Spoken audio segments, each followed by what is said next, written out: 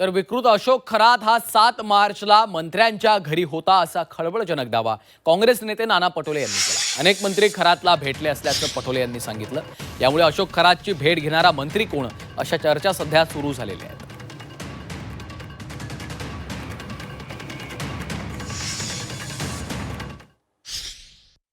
काही उपसमितीने त्या काळामध्ये जे काही निर्णय घेतलेत आणि त्यामुळे पाणी त्या ठिकाणी दिलं गेलं। त्याच्यानंतर अध्यक्ष महाराज इथं पाण्याची टाकी तयार झाली, नळ झालेत। हे काय आमच्या सरकारने केले नाहीत अध्यक्ष महाराज।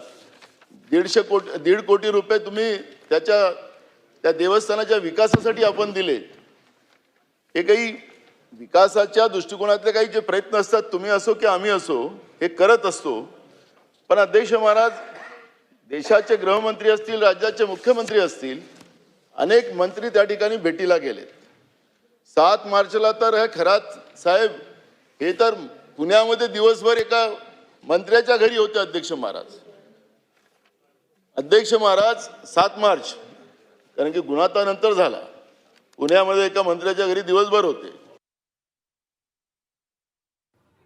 हीच तारीख का निवडली? एकनाथ शिंदे हे दिल्लीला भाजपच्या आकांना भेटायला गेलेत आणि ते इकडे फडणवीसांच्या खुर्चीला धक्का लागते का ही भीती निर्माण झाली। आणि म्हणून या घटनेमध्ये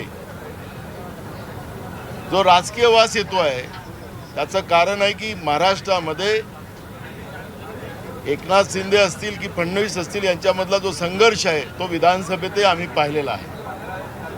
आणि त्याच्यामुळे या अशोक खरातला त्याच्या बंधुगिरीच्या बाबतची सरकारला माहिती असल्यामुळे त्याला ऐन वेळेवर हे सगळं वातावरण बदलवण्याच्या दृष्टिकोनातून आणि याचे धागे खराताचे देशाच्या गृहमंत्र्याबरोबर आहे आणि म्हणून अशा पद्धतीचं हे ट्रँगल उभं करण्याचं काम या बंधुभावाच्या प्रकरणात केलं गेलेलं होतं।